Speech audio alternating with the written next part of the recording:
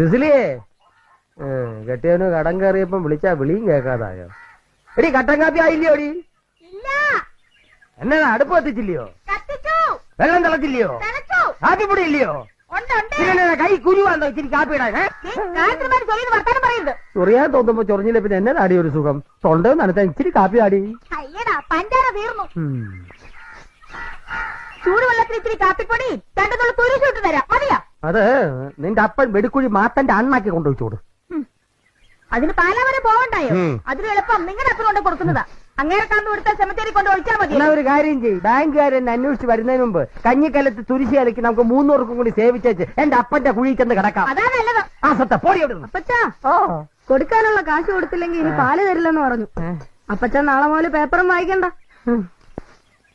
അപ്പച്ചാ ഈ റാഞ്ചി എന്ന് പറയുന്നതിന്റെ ശരിക്കുള്ള അർത്ഥം എന്നതാ?